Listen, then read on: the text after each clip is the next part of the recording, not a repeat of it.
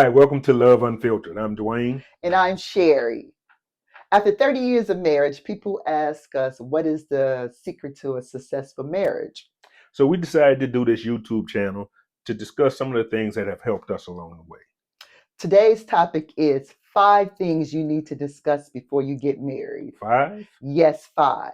Now, we did the list independent of each other. I did mine about 2 weeks ago, and Dwayne did his Today. today. Okie dokie. Works best under pressure. And you know what? Out of those 5 things, we had 4 exact same things. And we had one that I'm saying is pretty much the same. You guys let us know whether you think it's the same or not. Okay, so what's the first one you wrote on 5 things you need to discuss before we get married? So it's not necessarily the first thing I wrote, so this is not in any particular order. The first one I will discuss is financial literacy. I agree. Financial literacy. So for me, prior to getting married, I didn't want to walk into debt. So when I met her and we started, talking about marriage and all of that stuff, she had student loans. I was not marrying into student loans. That's what he said. That's what he's telling me later, but I don't recall that conversation. But I did pay off my student loans quickly before we got married.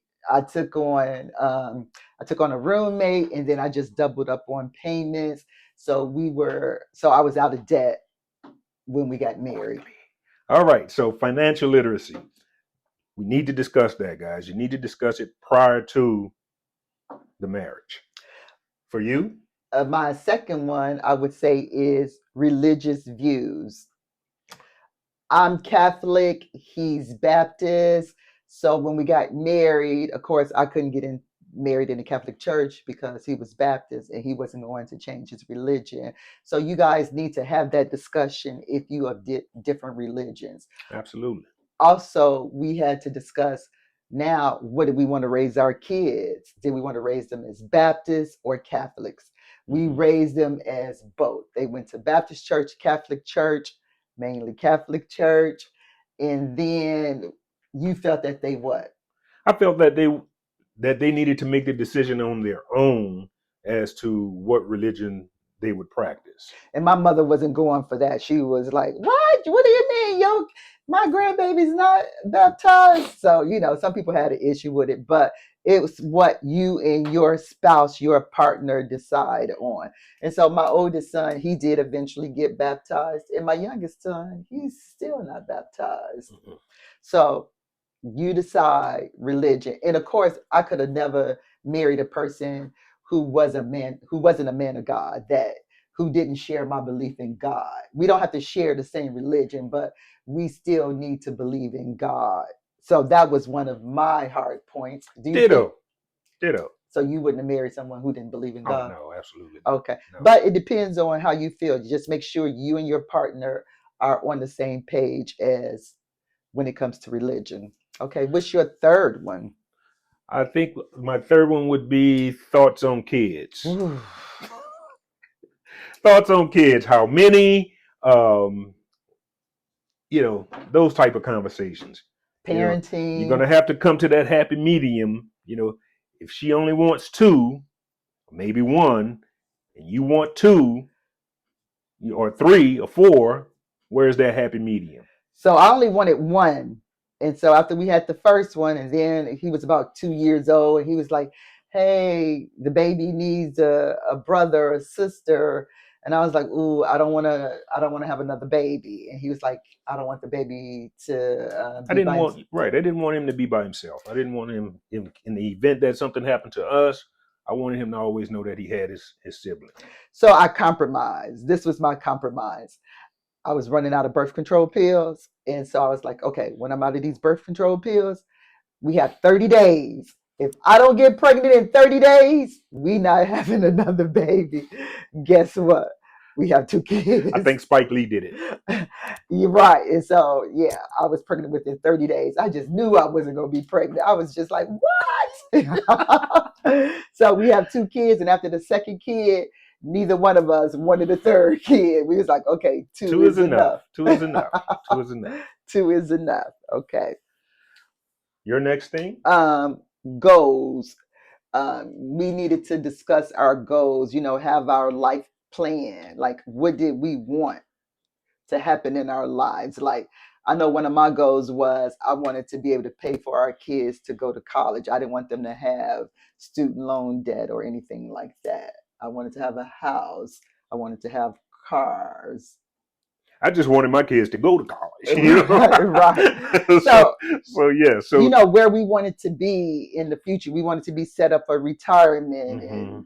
and we wanted to be able to take trips, live that middle class life. And luckily, we were able to live that middle class life. And we'll go over it later on Right, in another episode. But right. So I think the thing that the thing that we need to talk about, prior to marriage is, okay, where do we want our marriage to be in 5 years? Where do we want our marriage to be in 10 years? mhm, So on and so forth. And as those years go by, let's say you in your first 5 years, mm, then you start to check off those boxes and right, say, because there's a lot that can happen within those first 5 years. mm, And then of course even more things are going to happen in those 10 years, right? So you start to check off those boxes. Okay, yep, I met that wicket, met that wicket, hit that one.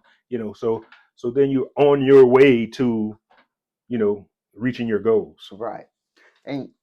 And undergoes kind of intertwined with financial literacy, because you're going to have goals to hit money marks or savings, Hmm. investments, all of that kind of go together. Yes, yes. So our fifth thing was, now I said, what does love mean to each of you? I said sex. She just right out the box just say I sex, said right? sex. So if it Five ain't, things you so need if to it ain't discuss. good, it ain't worth it, right? Ooh, no. Word. Yeah. So to me, what does love mean to me? Love means that I am going to take care of my wife, Mhm. through thick and thin, no matter what, right? I know sometimes we go through ups and downs. I'm gonna love her regardless. And I told her this going into the marriage. I say, Mm. look, what I am not gonna do is do all of this to say, you know what, we're gonna call it quits. So Mm. you have to fight. You have to fight for your marriage. Okay. So that's what love, loving that other person means to me. Okay, and I agree with that. And so I was saying, on the intimacy side, with that word that begins with the letter S, Mhm. that that's a discussion you need to have, because in case, because it changes over your marriage, it changes over What your changes? the The intimacy, intimacy. the S, Mm, like at the beginning, from once you start having kids, mm, and then once you get in the later years, mm. it's different. So I know when you're young, you don't know this. You just think it's going to be how it is where you are right now. Mm. But I'm saying, I think I hear people saying, especially that, oh, she used to do everything I wanted to before, and now she doesn't. Yeah. And so I'm saying you can't change.